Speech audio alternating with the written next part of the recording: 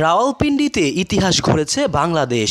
সিরিজের দ্বিতীয় টেস্টে ৬ উইকেটের জয়ে পাকিস্তানকে হোয়াইট ওয়াশ করেছে বাংলাদেশ। পাকিস্তানের মাটিতে এবারই প্রথম সিরিজ জয়ের কীর্তি গড়েছে টাইগাররা।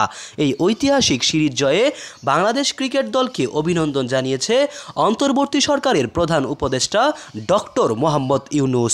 মঙ্গলবার পাকিস্তানকে হোয়াইট ওয়াশ করার পর বাংলাদেশ দলকে অন্তর্বর্তী সরকারের প্রধান উপদেষ্টা অভিনন্দন বার্তা পৌঁছে দেন দলের সঙ্গে থাকা ক্রিকেট অপারেশনস ম্যানেজার শাহরিয়ার নাফিস।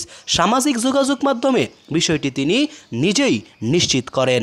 নিজের ফেসবুক অ্যাকাউন্টে নাফিস লিখেছেন, মাননীয় প্রধান উপদেষ্টা ডক্টর মোহাম্মদ ইউনূসের অফিস থেকে মাত্র ফোন পেলাম, শান্তকে ফরওয়ার্ড করে দিয়েছি।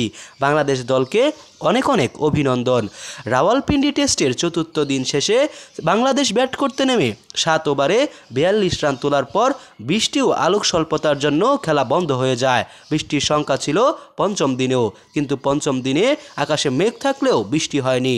বাংলাদেশও হেসে খেলে জয় নিশ্চিত করেছে। মোহাম্মদ সায়েম সরকার, নিউজ বাংলাদেশ 64।